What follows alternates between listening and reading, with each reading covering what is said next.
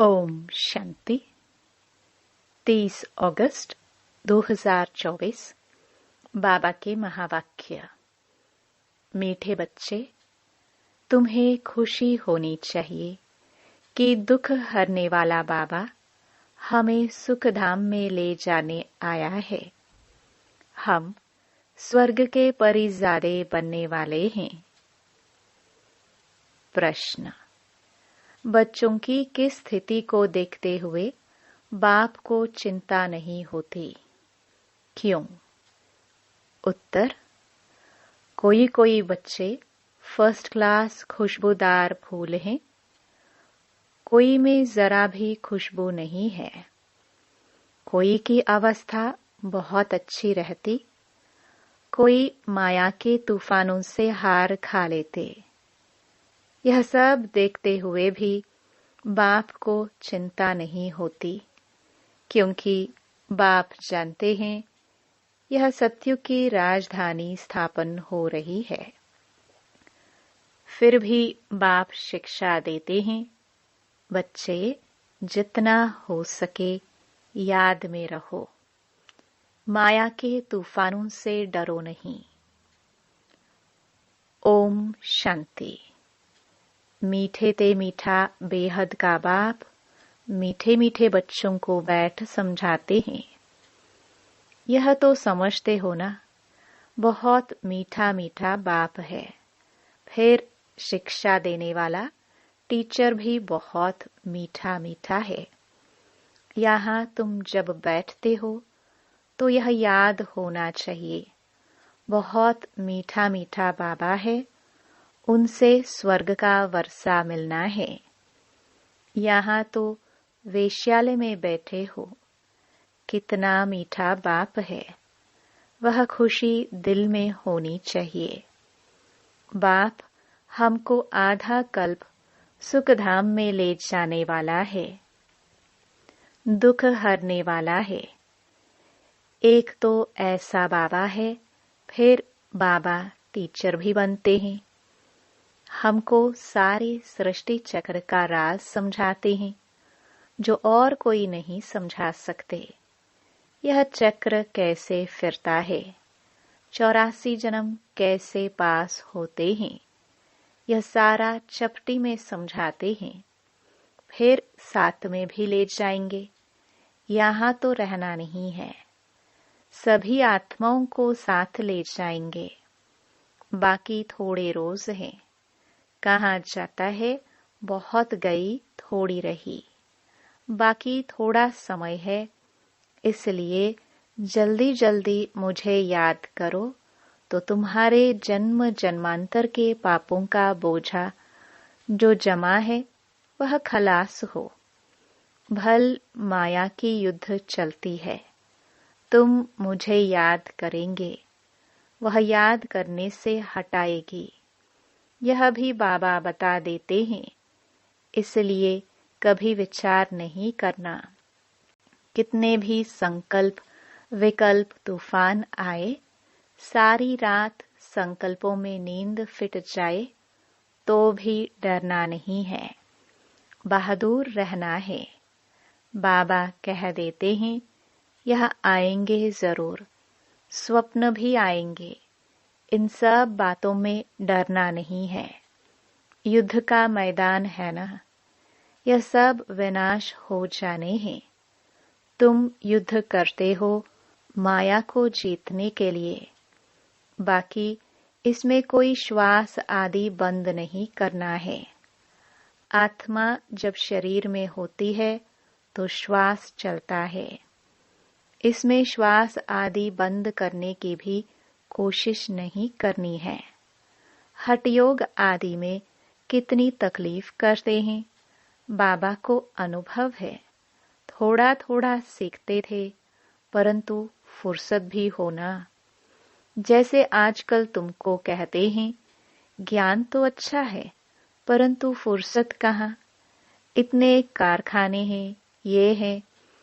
तुमको बाप कहते हैं, मीठे मीठे बच्चों, एक तो बाप को याद करो और चक्कर को याद करो, बस। क्या यह डिफिकल्ट है?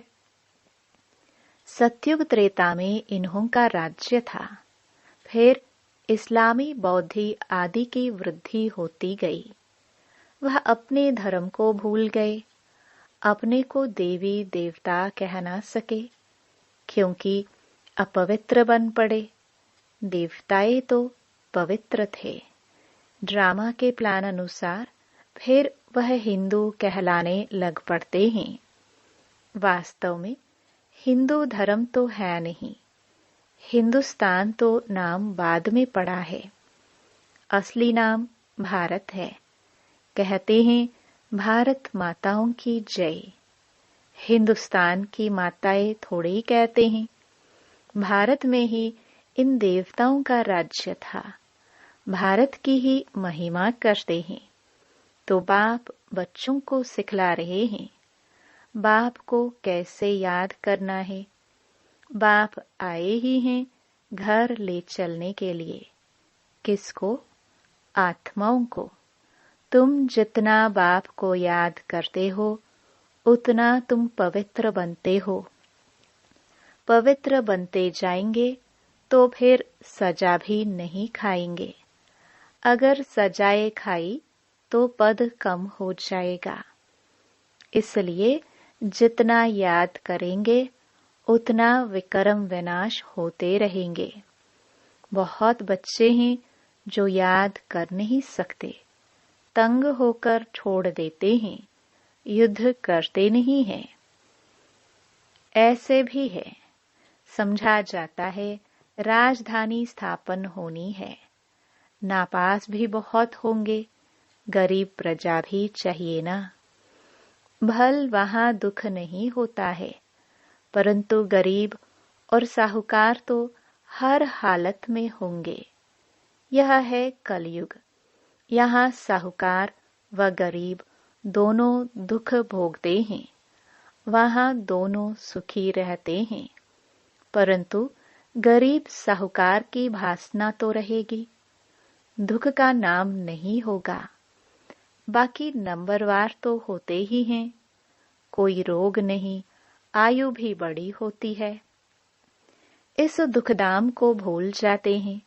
सतयुग में तुमको दुख याद भी नहीं होगा। दुखदाम और सुखधाम की याद अभी बाप दिलाते हैं। मनुष्य कहते हैं स्वर्ग था, परंतु कब था, कैसे था, कुछ नहीं जानते। लाखों वर्ष की बात तो कोई को भी याद आ ना सके। बाप कहते हैं कल तुमको सुख था, कल फिर होगा। तो यहाँ बैठ फूलों को देखते हैं।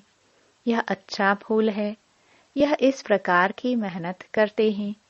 यह स्थैर्य नहीं है, यह पत्थर बुद्धि है। बाप को कोई बात की चिंता नहीं रहती।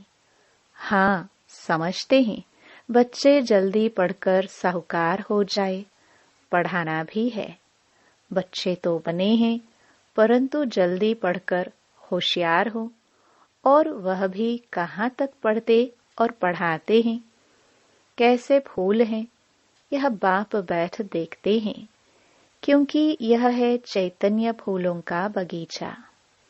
फूलों को देखते भी कितनी खुशी होती है। बच्चे खुद भी समझते हैं। बाबा स्वर्ग का वर्षा देते हैं। बाप को याद करते रहेंगे तो पाप कटते जाएंगे, नहीं तो सजा खाकर फिर पद पाएंगे। उसको कहा जाता है मानी और मोचरा। बाप को ऐसा याद करो जो जन्म जन्मांतर के पाप कट जाए। चक्कर को जानना भी है। चक्कर फिरता रहता, कब बंद नहीं होता। जू मिसल चलता रहता है। जू सबसे आहिस्ते चलती है। यह बेहद का ड्रामा भी बहुत आहिस्ते चलता है। टिक टिक होती रहती है। 5000 वर्ष में सेकंड्स, मिनट कितने होते, वह हिसाब भी बच्चों ने निकाल कर भेजा है। लाखों वर्ष की बात होती तो कोई भी हिसाब निकाल न सके। यहाँ बाप और बच्चे बैठे हैं। बाबा एक एक को बैठ देखते हैं। यह बाबा को कितना याद करते हैं, कितना ज्ञान उठाया है, औरों को कितना समझाते हैं। है बहुत सहज, सिर्फ बाप का परिचय दो। बैज तो बच्चों के पास है ही। बोलो यह है शिव बाबा। काशी में जाओ तो भी शिव बाबा कह याद करते रड़ी मारते हैं। तुम हो सालिग्राम। आत्मा बिल्कुल छोटा सितारा है, उसमें कितना पाट भरा हुआ है। आत्मा घटती बढ़ती नहीं, विनाश नहीं होती। आत्मा तो अविनाशी है, उसमें ड्रामा का पाट भरा हुआ है। हीरा सबसे मजबूत होता है, उस जैसा सख्त पत्थर कोई होता नहीं। जौहरी लोग जानते हैं। आत्मा का विचार करो, कितनी छोटी है, उनमें कितना पाट भरा हुआ है, जो कभी भी गिसता नहीं है। दूसरी आत्मा होती नहीं। इस दुनिया में ऐसा कोई मनुष्य नहीं जिसको हम बाप, टीचर, सतगुरु कहे। यह एक बेहद का बाप है, शिक्षक है, सबको शिक्षा देते हैं। मन मना भव। तुमको भी कहते हैं कि कोई धर्म वाले मिले, उनको कहो अल्लाह को याद करते हो ना। आत्माएं सब भाई भाई हैं। अब बाप शिक्षा देते हैं कि मामेकम याद करो तो विकर्म विनाश होंगे। बाप ही पतित पावन है। यह किसने कहा? आत्मा ने। मनुष्य भल गाते हैं परंतु अर्थ नहीं समझते हैं। बाप कहते हैं तुम सब सीताएं हो, मैं हूँ राम। सब भक्तों का सदगति दाता मैं हूँ। सबकी सदगति कर देते हैं। बाकी सब मुक्ति धाम में चले जाते हैं। सतयुग में दूसरा धर्म कोई होता नहीं, सिर्फ हम ही होते हैं, क्योंकि हम ही बाप से वर्षा लेते हैं। यहाँ तो देखो कितने ढेर के ढेर मंदिर हैं, कितनी बड़ी दुनिया है, क्या क्या चीजें हैं। वहां यह कुछ भी नहीं होगा, सिर्फ भारत ही होगा। यह रेल आदि भी नहीं होगी, यह सब खत्म हो जाएंगे। वहां रेल की दरकार ही नहीं, छोटा शहर होगा। रेल तो चाहिए दूर दूर गांव में जाने के लिए। बाबा रिफ्रेश कर रहे हैं, भिन्न भिन्न पॉइंट समझाते रहते हैं बच्चों के लिए। यहाँ बैठे हो, बुद्धि में सारा ज्ञान है। जैसे परमपिता परमात्मा में सारा ज्ञान भरा हुआ है, जो तुमको समझाते रहते हैं। ऊंच ते ऊंच शांति धाम में रहने वाला शांति का सागर बाप है। हम आत्माएं भी सब वहां स्वीट होम में रहने वाली हैं। शांति के लिए मनुष्य कितना माथा मारते हैं। साधु लोग भी कहते मन को शांति कैसे मिले, क्या क्या युक्ति रचते हैं। गाया जाता है आत्मा तो मन बुद्धि सहित है, उनका स्वधर्म है ही शांत।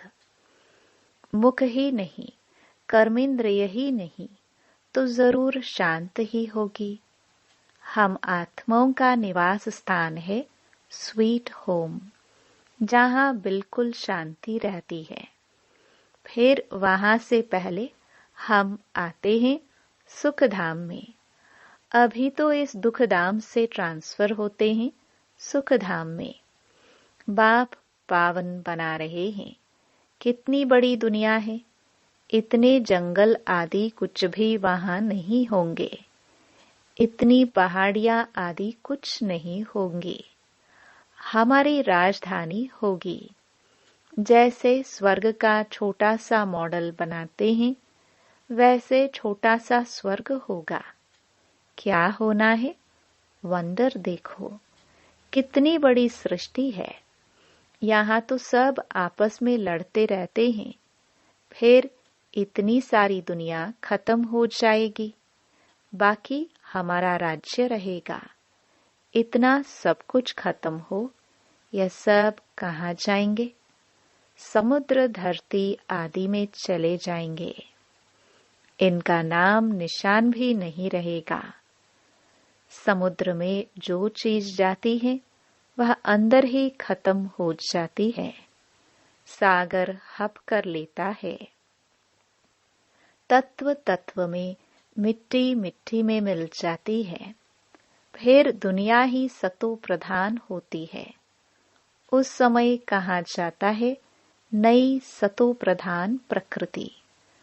तुम्हारी वहां नेचुरल ब्यूटी रहती है। लिपस्टिक आदि कुछ भी नहीं लगाते। तो तुम बच्चों को खुश होना चाहिए। तुम स्वर्ग के परिजादे बनते हो। ज्ञान स्नान नहीं करेंगे तो तुम देवता बनेंगे नहीं। और कोई उपाय है नहीं। बाप तो है सदा खूबसूरत। तुम आत्माएं सांवरी बन गई हो। माशुक तो बड़ा सुंदर मुसाफिर है, जो आकर तुमको सुंदर बनाते हैं। बाप कहते हैं, मैंने इसमें प्रवेश किया है। मैं तो कभी सांवरा नहीं बनता हूँ। तुम सांवरे से सुंदर बनते हो। सदा सुंदर तो एक ही मुसाफिर है। यह बाबा सांवरा और सुंदर बनते हैं। तुम सबको सुंदर बनाकर साथ में ले जाते हैं। तुम बच्चों को सुंदर बन फिर और सबको सुंदर बनाना है। बाप तो श्याम सुंदर बनते नहीं।